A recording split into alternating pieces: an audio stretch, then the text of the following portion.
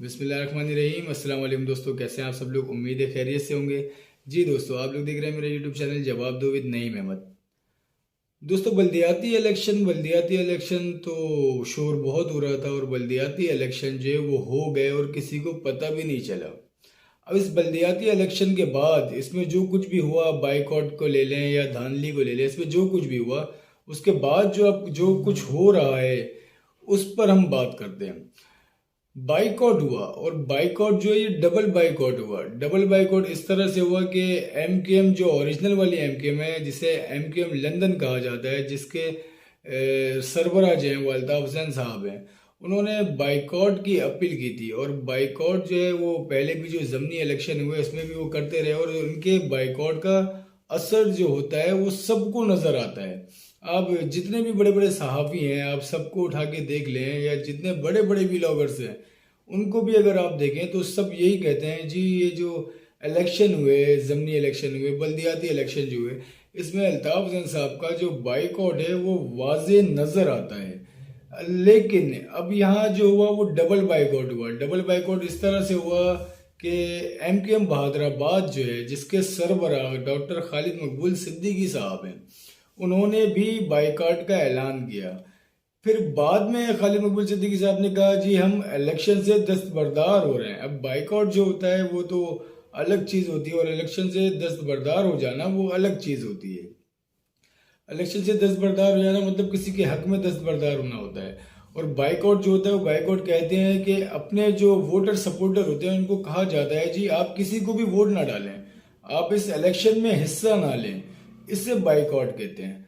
तो हिस्सा किसी ने नहीं लिया, मतलब जो टर्नआउट होता है इलेक्शन में उस टर्नआउट से पता चलता है कि बाइकआउट हुआ या दस्तबरदारी हुई, जो भी हुआ वो टर्नआउट से पता चल जाता है। तो टर्नआउट जो है वो नहायत ही कम रहा और कहा यह जाता है कि टर्नआउट जो है वो 6 से 7% था और जो जाहिर किया गया है वो टर्नआउट जो है तकरीबन 14 से 15% तक जो है वो जाहिर किया गया कि इतना टर्नआउट हुआ। लेकिन ये जो 14 से 15% भी होता है ये भी बहुत कम है, मतलब ये तो कोई मायने नहीं रखता। लेकिन इतने कम टर्नआउट के ऊपर भी रिजल्ट जो है वो तकरीबन तकरीबन 28 घंटे बाद आना, ये भी एक बहुत तश्वीशनाक बात है कि रिजल्ट जो है वो इतना लेट क्यों हुआ इतने कम टर्नआउट पे। अब जी ये तो हो गया बाइकआउट और दस्तबरदारी जो होती है। इसके बाद जो है अब देखें जिन्होंने बाइकआउट किया था, मतलब अल्ताफ जैन साहब, मतलब एमकेएम लंदन, उन्होंने बाइकआउट किया था। उनके बाइकआउट के बाद उनकी आवाम ने, मतलब उनके जो चाहने वाले हैं, अल्ताफ हुसैन साहब के जो चाहने वाले हैं, वो चाहे कराची में है या हैदराबाद में है, जहाँ कहीं भी है, उन्होंने मतलब अल्ताफ हुसैन साहब को मुबारकबाद दी कि जी मुबारक हो अल्ताफ भाई, आपका वो बाइकआउट जो है वो जीत गया। दीवारों पे चौकिंग की गई और बहुत कुछ हुआ। मतलब आप सोशल मीडिया उठा के देखें तो सोशल मीडिया भरा पड़ा है कि अल्ताफ हुसैन साहब को लोगों ने जो है कामयाब बाइकआउट के ऊपर मुबारकबाद पेश की। अब जो दूसरा बाइकआउट था, जो दूसरा दस्तबरदार होना जो था इलेक्शन से, उसके जो सरबराह हैं डॉक्टर खालिद मकबूल सिद्दीकी, उनके बारे में मुबैना खबर ये आती है कि उनके जो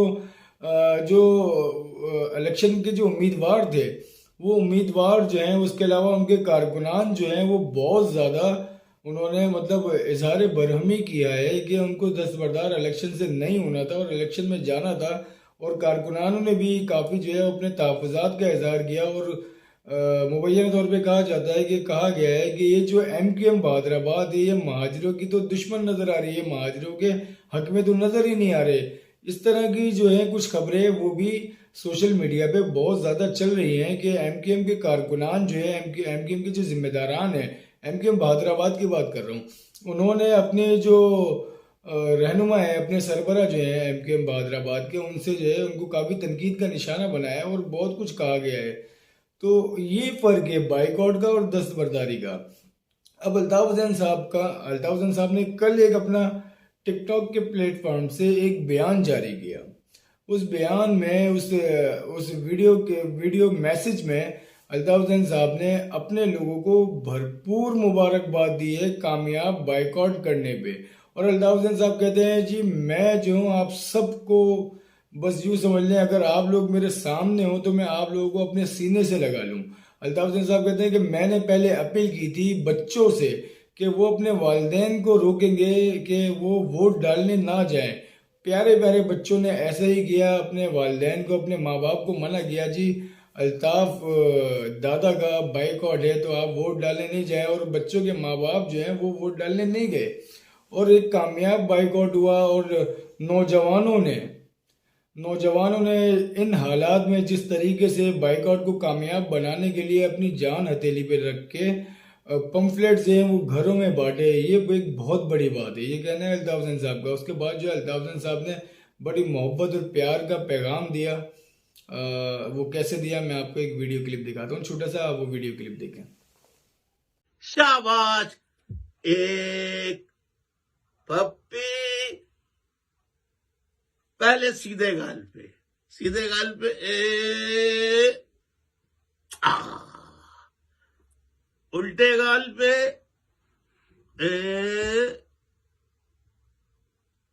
आ। माओ बहनों, जरा माथा तो लाओ अपना, मेरी माओ बहनों बेटियों, माथा तो लाओ।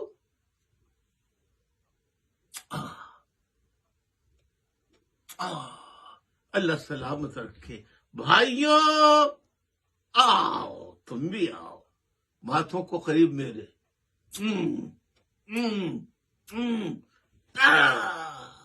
मेरे साथियों, बस इससे ज्यादा क्या कहूं। शाबाश शाबाश, नाज है, नाज है। सलामत रहो, आबाद रहो, खुश। जी, ये अल्ताफ हुसैन साहब ने एक मैसेज दिया, एक प्यार भरा मैसेज अपने जो लोग हैं, अपने वोटर सपोर्टर्स जो हैं, जो उनके चाहने वाले हैं हैदराबाद, कराची में और दीगर जगहों पर, उनको एक अपनी माओ बहनों को, नौजवानों को, बच्चों को, बूढ़ों को, सबको एक प्यार भरा एक मैसेज भी दिया। अब ये तो था अल्ताफ हुसैन साहब का कल का बयान। आज अब से कुछ देर पहले, तकरीबन जब आप ये वीडियो देख रहे होंगे, तकरीबन आधे घंटे पहले अल्ताफ हुसैन साहब का एक और बयान जो है अपने ट्विटर के प्लेटफॉर्म से इन्होंने दिया। और अल्ताफ हुसैन साहब कहते हैं, मैं मुल्क के इंतहाई नाजुक सूरत हाल की पेश नज़र फौज की मौजूदा आला क़यादत से दर्दमंदाना अपील करता हूं कि बानियान पाकिस्तान की औलादों पर दस्ते शफकत रखें, जो फौज के साथ मिलकर पाकिस्तान बचाने में अपना मिसबत किरदार अदा कर सकती है। ये बयान जो है अब से कुछ देर पहले अल्ताफ हुसैन साहब ने दिया है। अब ये जो इनका मैसेज है, आप लोगों ने देखा होगा कि दिसंबर की 8 तारीख को जनरल आसिम मुनीर साहब, जो कि हमारी पाक फौज के सरबराह हैं, आर्मी चीफ है हमारे, उनको एक खुला खत भी लिखा था। उसके बाद जो है वो एक अपील उन्होंने की है और कहा है जी जो बानियान पाकिस्तान है उनकी औलादों के ऊपर जो है वो अपनी नज़रसानी करें। मतलब सीधा सीधा उनका कहने का मकसद ये है कि उनके ऊपर जो पाबंदी लगी हुई है उस पाबंदी के ऊपर गौर करें और उनके बारे में भी कुछ सोचें। और ये सब जो उन्होंने मतलब जो अपील की है, अपील करने की वजह यह है कि एक कामयाब बाइकआउट उन्होंने किया है, तो उन्होंने एक अपना पावर शो किया है। एक तरीके से उन्होंने बताना चाहा है कि अभी भी पाकिस्तान में, कराची में, हैदराबाद में और सिंध के दीगर शहरों में उनके चाहने वाले लोग अभी भी मौजूद हैं। तो जी अब बात करते हैं जो महाजिर कौमी मूवमेंट के आज एक प्रेस कॉन्फ्रेंस हुई। उस प्रेस कॉन्फ्रेंस में आफाक अहमद साहब ने तो मतलब वो प्रेस कॉन्फ्रेंस नहीं की, लेकिन उनकी जो काबीना है, जो उनके लोग हैं, सैयद रफ़ीउद्दीन साहब ने, उन्होंने एक प्रेस कॉन्फ्रेंस की। उस प्रेस कॉन्फ्रेंस में उन्होंने बहुत ज़्यादा मतलब गुस्से में आके उन्होंने बात की और उन्होंने जो बल्दियाती इलेक्शन हुए उसके हवाले से भी बात की कि धांधली हुई, और अगर आप चाहते हैं कि इलेक्शन में इस तरह से, मतलब पाकिस्तान में इस तरह से इलेक्शन हो, मतलब उनका कहने का है जो जोर ज़बरदस्ती करके वोट डाला जाता है, उस पर उन्होंने बात की कि अगर आप चाहते हैं कि इस तरह से पाकिस्तान में या कराची में या हैदराबाद में इस तरीके से इलेक्शन कराने, तो हम इसके लिए भी तैयार हैं और आइंदा इलेक्शन में आपको इस तरह भी इलेक्शन करके दिखा देंगे। अब वो ये किससे कह रहे हैं आप बेहतर समझते हैं, जो वो कहना चाह रहे हैं, किससे कहना चाह रहे हैं वो आप लोग समझते हैं। और जी इसके अलावा उन्होंने एमकेएम बहादुराबाद जो है इसको भी तनकीद का निशाना बनाया और उन्होंने कहा जी हमने अपने चेयरमैन मतलब आफाक अहमद साहब को कहा था कि जी बात कर लें इन लोगों से और ये सब मामला जो हो रहे हैं इसके ऊपर बात कर लें। अपने लोग महाजिर महाजिर की बात कर रहे हैं तो जो महाजिर की बात करेगा हम उसके साथ हैं। तो हमने अपने चेयरमैन आफाक अहमद साहब को कहा था कि आप जो है एमकेएम वादराबाद से बात करें, तो उन्होंने हमें पहले ही कह दिया था कि ये जो लोग हैं ये वो लोग हैं जो अपने कायद को, जिसको ये अपना रूहानी बाप मानते हैं, ये उसके नहीं हुए, ये हमारे या हमारी कौम के कैसे हो सकते हैं। तो ये इन्होंने तनकीद का निशाना बनाया एमकेएम वादराबाद को। और भी बहुत सारी बातें की रफ़ीउद्दीन साहब ने, बहुत कुछ कहा। एक मतलब गुस्से का इजहार उन्होंने बहुत ज़्यादा किया अपनी प्रेस कॉन्फ्रेंस में।